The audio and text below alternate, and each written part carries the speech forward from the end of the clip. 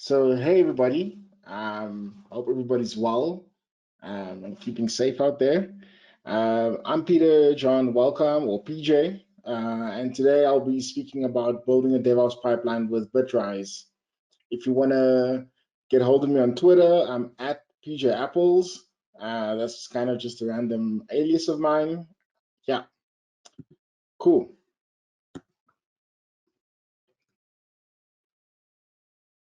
So, just a little bit about me.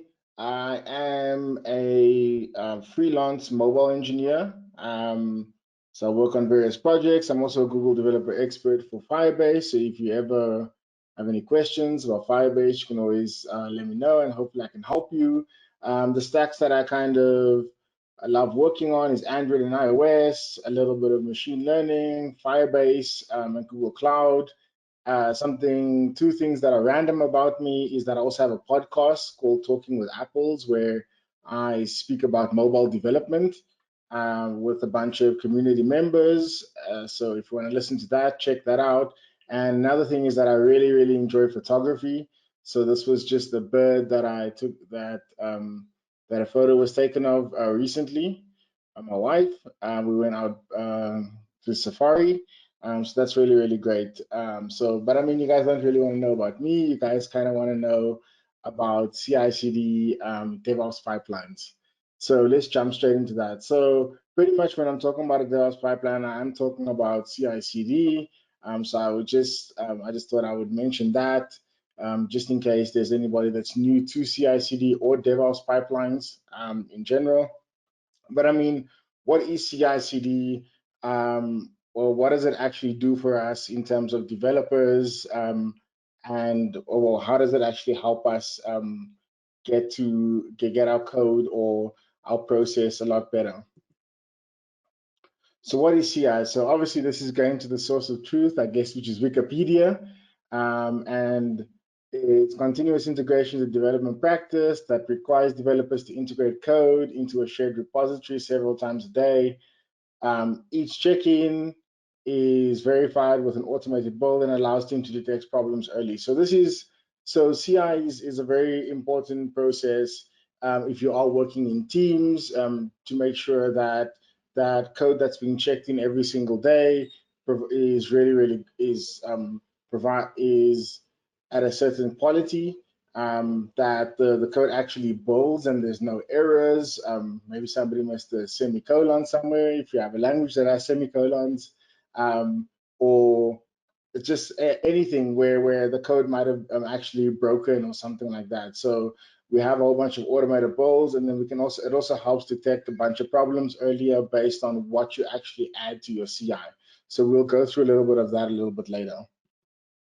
And then what is CD? So CD is actually two different. There's two parts to CD. So there's continuous delivery.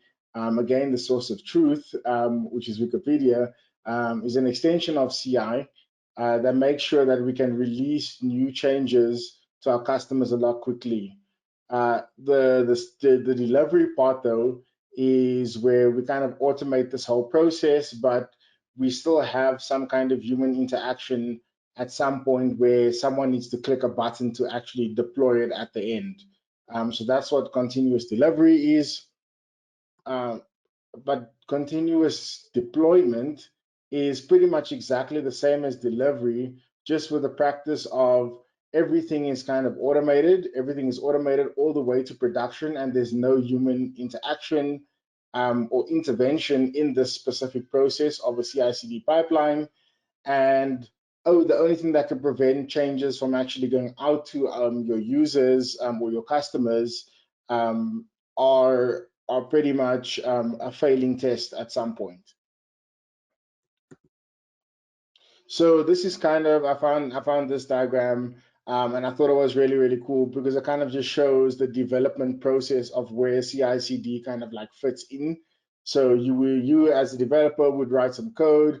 Maybe you're using some kind of branching structure or strategy, and what you would do is that you'd create a branch, you'd write some code, and then you would kind of push that to a server, um, push that to your Git server or something like that.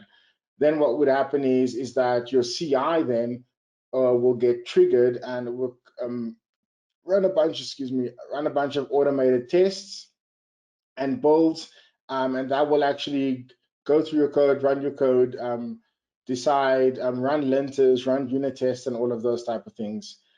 From there, if all your automated builds go great, you can have reviews from your colleagues then that will then do peer review or pull request reviews, and they will either approve it or not. But well, what helps here is that that there's a whole bunch of automated tests also that helps the reviewer to say that can give them kind of confidence in also approving and being able to merge the specific code.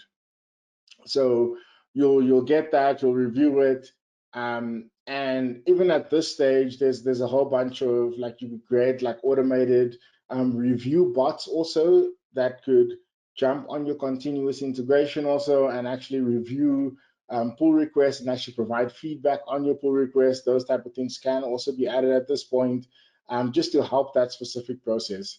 And then once the code actually gets merged into, let's say, a develop branch or master branch or main branch, it goes through the continuous either delivery or deployment step, where it will then create a build. It will maybe do some automated UI tests and to make sure that everything is all good over there. And then it might either deploy this to beta users or deploy this to your production users, or even just to testers, your QA, your QA engineers that will actually be testing this application. So there's obviously many CI/CD platforms out there. There's a bunch of them. You can obviously run a lot of scripts on your own machine if you kind of like want to do that, or you could use like an online platform. And there's a whole bunch of them, as you can see here. They all provide different services and different ways of obviously doing CI/CD. Obviously today we'll be talking about Bitrise, but I have done talks previously about doing specific about using CI/CD platforms, and how which ones are actually cool. There, I also wrote an article at some point. If you're kind of in a situation where you don't know what CI/CD platform to use, I wrote an article pretty much saying, kind of going through the pros and cons of all the CI/CD platforms that I mentioned on the previous screen. I had the opportunity at some point about 2 years ago, where I did a POC for my team on CI/CD platforms, and I literally went through every single one of them and kind of had the opportunity to see the benefits, what would work well and what wouldn't work well, and how it would benefit our teams. So you can go and read this article.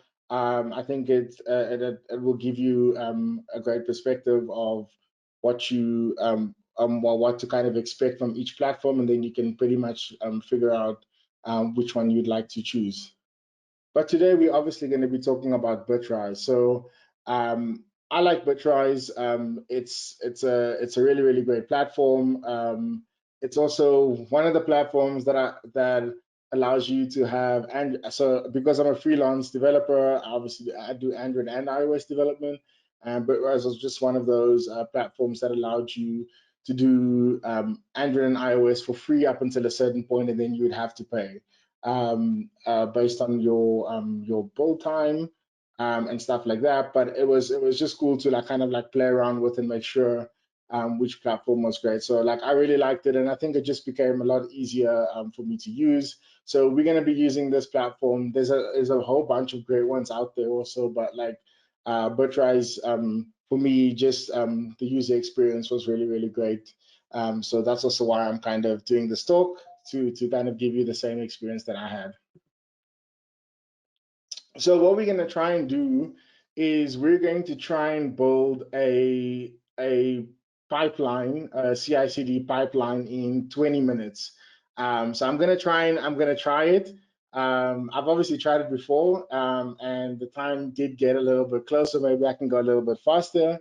and hopefully we kind of don't go over time. But this will be kind of like from an introduction. So if you've never ever done CI/CD before, I'm gonna start off with a blank project, just a blank Android project that I just added to GitHub, and then we'll kind of go and try and get our first green bold, which is going to be cool. And then from there, hopefully we can get to a situation we where we can also then have multiple steps, multiple workflows, and we'll kind of go over all of those things at the end. So just a few things to know before we get started. Like I mentioned, the Android app, I've already set it up. It is on GitHub. I'll send the links out later. You guys can go check it out. And I've also set up a Firebase project because I'm going to use app distribution. I've set up Fastlane also in the project. Because I think Fastlane is a really, really cool tool that helps with easier distribution. And you can actually run Fastlane lanes within Bitrise, which is really, really nice too. So if you want to do that, I've kind of just set that up. And then I've also set up Jacoco for code coverage in the Android application. And then our goal our goals at the end of this whole 20 minutes is hopefully that we get a green bold. We can set up multiple workflows, and I'll show you how to do that. We'll have our linters and unit tests running. We'll also do custom branch triggers, and we'll archive our app and we will push it to Firebase app distribution. And then I'll also just speak a little bit about pushing it to beta to the Play Store, and we'll kind of just go over a little bit of that. Cool. So let's jump straight into it. So over here, this is my blank project on GitHub. So as you can see, 1 hour ago, I just went into Android Studio, I said file new, and I just created a project. And I was like, this is okay, this is just a Kotlin project. And the application ran the Gradle, and then I just pushed the code. So there's absolutely nothing here. There's no code inside of it. It's a blank activity. There's pretty much not much happening here. So generally when I start a project, as you can see over there, so generally when I start a project, I tend to create the project and create create the project itself and have all of like kind of the metadata and all of that stuff like ready. Maybe create like a small little README and stuff like that. But then I automatically then go and I don't ever start writing code. I first set up a CI/CD pipeline just so that I know that I have something that's also checking me all the time when I actually start writing code. So I always think that this is quite a great approach to starting a new project, if it's a side project or if it's something that you're doing for a client or whatever. This is always a great approach to kind of take in this aspect. So I'm going to go to Bitrise. And so this is Bitrise. If you've ever been on Bitrise, you can pretty much create a new, you can pretty much go at the top here, you can click on this and you'll see over there, it says you can create a new app with the web UI. So that's what we're doing today. Bitrise does have a CLI, which is really, really great because you can actually run your Bitrise builds on your machine if you want to, and you don't have to run them in the cloud. But obviously, I prefer to run them in the cloud because then obviously great internet connection to the server, and there's a bunch of caching and all of those stuff that happens also, which is pretty cool. So I'm choosing my account over here. I'm selecting the privacy of the app. So like previously, Bitrise only used to have it as private, so you kind of had to be part of an organization or you had to be part of the app to be able to see like logs and all of those type of things and configurations for the application. But they then made the public version. They made it so that if you had like an open source project, you didn't really need to be part of the organization or something like that to actually go look at the logs if there was a build failing or something like that, or if you were trying to do some kind of contribution. So this is really, really cool. So I'll click that. For now, this is going to be our blank project. So what it's going to do is it's going to ask me for GitHub. I'm going to go to my personal over here. I'm going to click blank project and go away from this. And then it's going to ask me what branch would I like. I'm going to say the master branch because it just created the master branch for me. I'm going to go next. And what it's going to then do is it's going to actually create some create a Docker container where this where my build is going to be running in. So we'll kind of just wait for that to happen. It should be quick. So now it's going to scan the project. So it's gonna try and find what type of project it is. So it could be an iOS project, could be an Android project, could be a Flutter project, and all of that. So as you can see over here, as we get down here, it actually says it's now detected an Android project, which is great. There's an app over here. So this is just the app module. I'm going to click next. I'm not going to specify any kind of variant. And I'm going to just say, cool, I would like to confirm that this is the stack I would like. So it's going to be running on an Ubuntu machine. Obviously, if it's an iOS application, it will have Mac OS here. So you can run that. And it will just kind of tell you the stack that you're going to be running on. So generally, also, you can go and change that stack if you really want to, like especially when you have, let's say, iOS builds, like you might need a certain version or something like that. Whereas most of the time on Android, you kind of just use the same stack and it works really, really well. So we're going to create that. Then it's going to ask us, do we want an app icon? We're just going to go with whatever it gives us, choose and proceed. I'm going to ask it to register a webhook on my GitHub project, which is it's going to then register that specific webhook. So then what we can do is that it will kind of kick off a build. It will kick off builds in PRs and all of that. And now I'm actually going to kick off my first build. So what it's going to do is it's now going to go to that master branch and hopefully it's going to run, and we hopefully get our first build that is going to be green. So let's just wish ourselves luck, and we'll come back to this in a bit.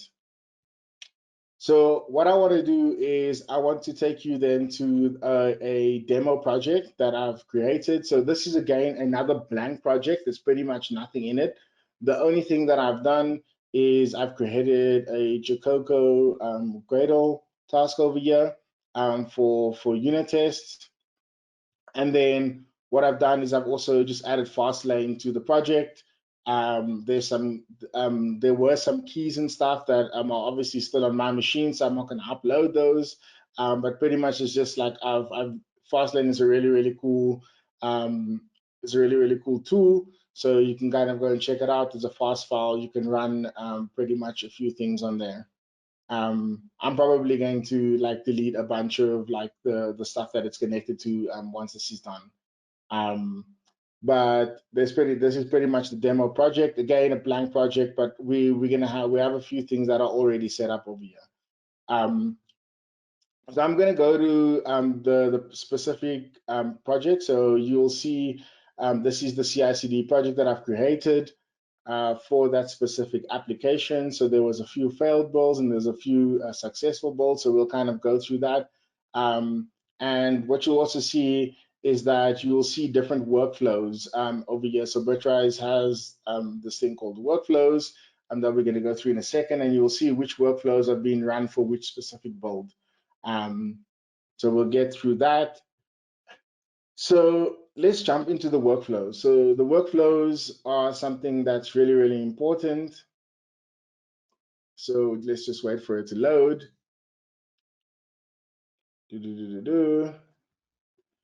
My internet's not doing me well today. Hopefully it will. Cool.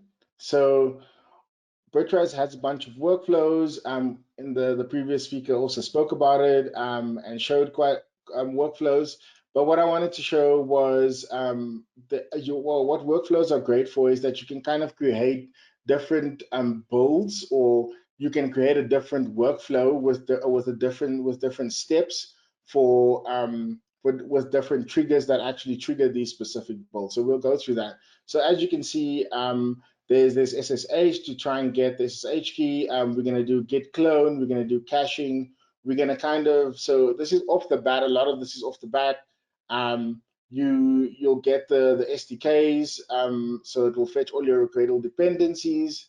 And then already one of the things that we're trying, that we want to do is we want to be able to run an Android linter to make sure that we're kind of abiding by the Android lint rules.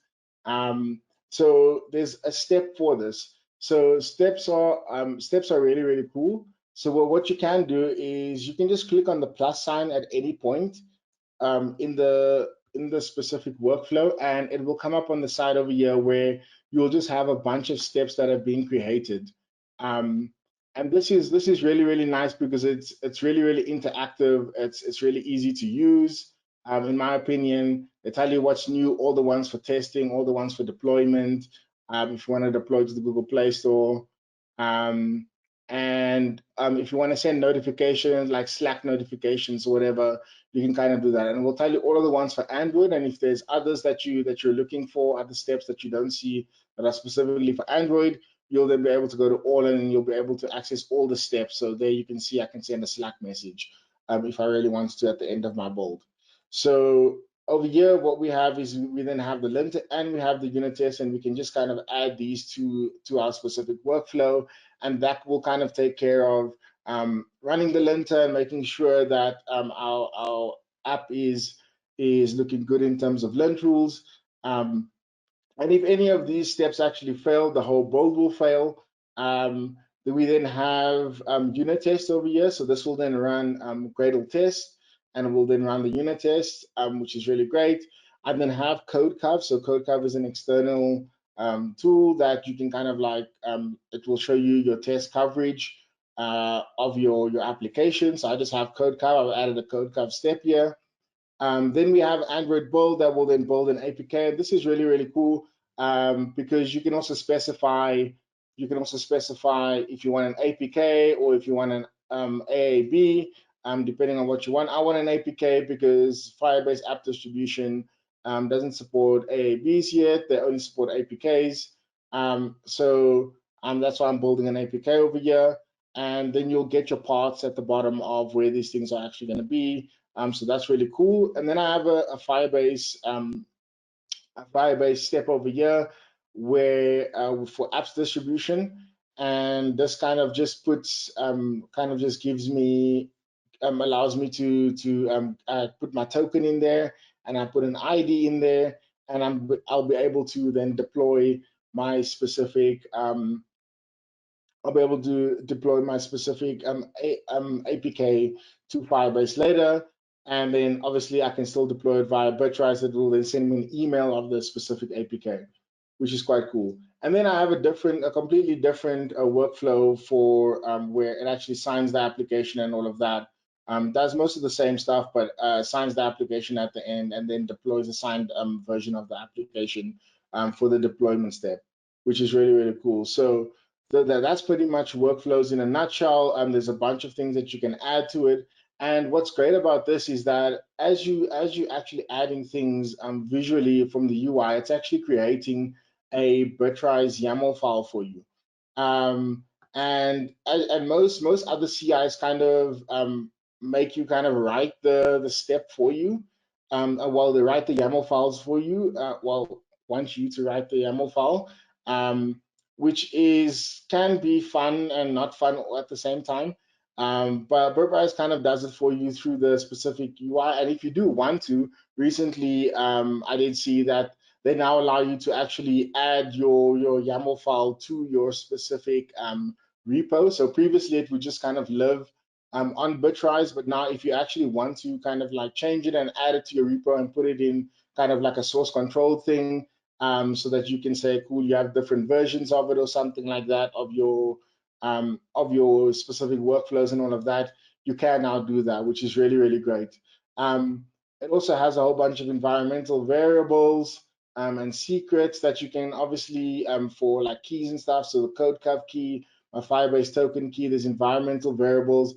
And something that I also wanted to get to show was that you can also create custom triggers. So whenever anybody pushes to the master branch, it will then kick off certain workflows. So it will kick off a deploy workflow, or it will kick off if everybody creates a branch that's feature slash anything, it will then do the feature workflow. So what you can do is you can have a whole bunch of different workflows for different scenarios. If it's a bug, then you could pretty much say, I'm going to add a trigger over here, and I can say bug slash anything, and I wanted to run the feature workflow, and I can just click done. And whenever anybody creates a branch that has bug slash any has a name, then it will pretty much kick off this specific workflow once it's been pushed. You can also do stuff for specific pull requests, so you can run different workflows if someone is doing a pull request for a specific style of branch. And then you can also run different workflows on tags. So if um, you're tagging your Git repo, maybe for a release or something like that, as soon as you push those tags, it will obviously then trigger a specific workflow for you. And then I'm going to say I guess I'm going to just save discard whatever I did. I'm then going to go over here, and you'll see that then you can kind of see the actual stack that it's using. You can choose if you want something completely different, if you want to run it on Xcode or whatever, or if you need Xcode or Visual Studio for Mac or whatever, you can kind of just choose your stack that you actually want to run your specific application on. That's kind of it in a nutshell, the Bitrise workflow, and this is really, really cool. So we have created all those steps, and what I'm going to do is I'm going to create this README file so that I can kind of create a pull request, and I can kind of just show you how this works. I'm going to leave everything as it is, and I'm just going to create a feature branch. So this is me adding a new feature to and I'm going to call this README. This is all for demo purposes, of course. And I'm gonna leave it as create README, and I created a README. Created a README. Cool. So then I'm gonna say propose the specific file. It's then gonna go and it says, cool, you're gonna open a pull request. I'm gonna say yes. I'm gonna assign it to myself. So you can see the def and everything, and I will then create this specific pull request. And as you can see, as soon as I do create that, you'll see that the Bitrise builds then show up in GitHub, and this is that that webhook that I spoke about early on. It will then show the builds, and you can actually make these builds be kind of compulsory, where people won't be able to merge your specific pull request without these builds actually passing, and a whole bunch of other things. So we'll kind of wait for that, but let's actually go back to our blank project and look at that. We have our first build.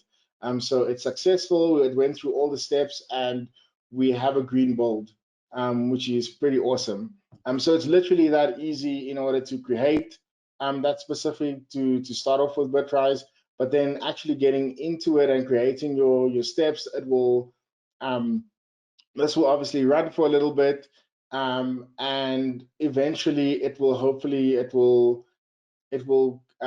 be successful, and hopefully deploy our application to app distribution for our QA engineers at some point to come and look at this and try it out and like see that the blank application that we created is working perfectly as expected. So I will come back to this. I'll just let the build run for a bit. It shouldn't be too long. I'm only running one build at a time, but it's pretty much running. It should be probably, it seems like the builds are like between 4 to 5 minutes. So hopefully by the time I end, we'll kind of be done with a specific thing. So I guess that's almost my 20 minutes of creating a CI/CD build and also just going through the workflows with you. It's just me clicking a bunch of things and adding a bunch of tokens for external services in order for me to be able to work with him. And so that's pretty much us reaching our goals. We got a green ball. I showed you multiple workflows. We're at the linter and the unit tests are running at the moment. I showed you custom branch triggers, and then the app is going to be archiving and deploying to the to Firebase for now. There are Fastlane steps also that will actually be run, but I can only run that on my machine because I didn't want to put that in my Git folder. Cool. So back to the slides. So that's our goal. So, and we're done. We've added CI/CD to our project, which is really, really great. So pretty much, there's just a few references in terms of the article about building and choosing, building a DevOps pipeline, but also choosing what pipeline to, what service to be able to use. Bitrise has a great blog where they frequently speak about things that are happening on Bitrise. And then Fastlane is a really, really great tool to help you with CI and help you with builds and actually getting your application running quite well. It works. It was initially for iOS, but it works really, really well on Android now. Also, they've created for Android, and it works really, really well. And I think it's a great tool to use.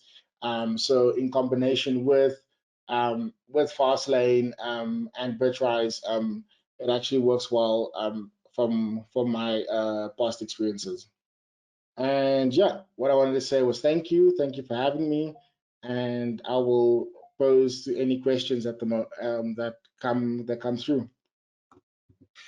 Well, thanks, PJ. That was actually, it was a really great demo. I loved actually seeing just how, within us tracking, within the 20 minutes, you could set up the complete DevOps pipeline, walking us through all the steps. It was really cool to see. Really appreciate that. Yeah. I'm watching our Slido account right now, and it looks like we don't have any current questions, and that it's not surprising to me. Typically on a walkthrough like that, you were very detailed, and we can see exactly what you're doing. So that was really, really fantastic. If anybody has the last minute question they want to sneak in, great. We've got a few more minutes, and PJ can take any questions. Otherwise, we'll be awesome. Yeah, I was just signing off. Anyway, great. Well, let's do that. We're going to sign off now. This video, I think, is going to be one that people are going to want to go back and watch to get a really good, concise overview of how to set this up in about 20 minutes. The article's good. It's published on Pro Android Dev. I read it. It's really informative. So, PJ, thanks so much for being with us, to you and also Tomas, and also all of the people who attended this particular webinar. This is our final one of the season, and it was good to wrap it up on a bang. So we're really excited about that, and look forward to seeing everybody in 2 weeks' time at droidCon EMEA. So we'll sign off now and appreciate everyone who was involved, and we'll look forward to seeing you soon. Take care, and everyone stay safe and stay healthy. Thanks, PJ. Bye-bye. Ciao.